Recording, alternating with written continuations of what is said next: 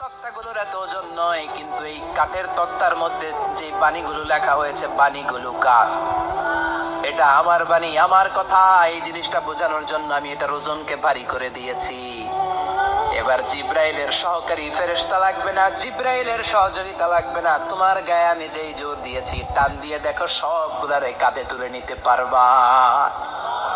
সাইয়েদনা মুসা আলাইহিস সালাম এবার বিসমিল্লাহ বলে সবগুলি তাওরাত লেখা কাঠের তক্তাগুলো কাঁধে নিয়ে এক দৌড়ে বাড়ি। আল্লাহু আকবার।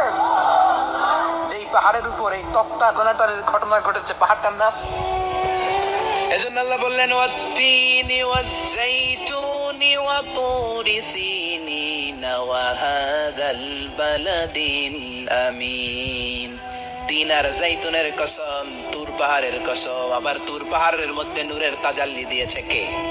ফালাম্মা তাজাল্লা রাব্বুহু জাআলাহু দাক্কান ওয়া খাররা মূসা সাঈকা। সাইয়েদনা মুসা আলাইহিস সালাম বললেন আল্লাহ তোমাকে দেখতে চাই। আল্লাহ বললেন দেখতে পারবে না, পাহাড়ের দিকে তাকাও, পাহাড়ের মধ্যে নূরের তাজাল্লি দেব, যদি পাহাড় টিকে যায় তাহলে দেখতে পাবা। আল্লাহ যখন তুর পাহাড়ের উপর তাজাল্লি মেরেছেন, পাহাড় ভেঙে খান খান হয়ে যায়। সাইয়েদনা মুসা আলাইহিস সালাম বেহুশ হয়ে যায়।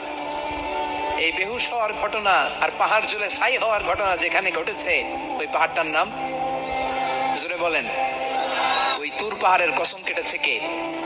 ওয়াতুরি, ওয়াতুরি 2285 মিটার উঁচু, অনেক উঁচু পাহাড়।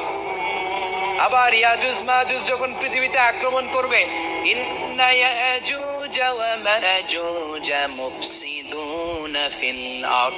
তামাম জাহানে ইয়াজুজ মাজুজ যখন আক্রমণ করবে, তামাম পৃথিবীটাকে যখন লন্ডভন্ড করে দিবে, সাইয়েদনা ঈসা আলাইহিস সালাম মুমিন বান্দাদেরকে নিয়ে যেই পাহাড়ের উপর আশ্রয় নিবেন, সেটা হলো এই তুর পাহাড়। সুবহানাল্লাহ।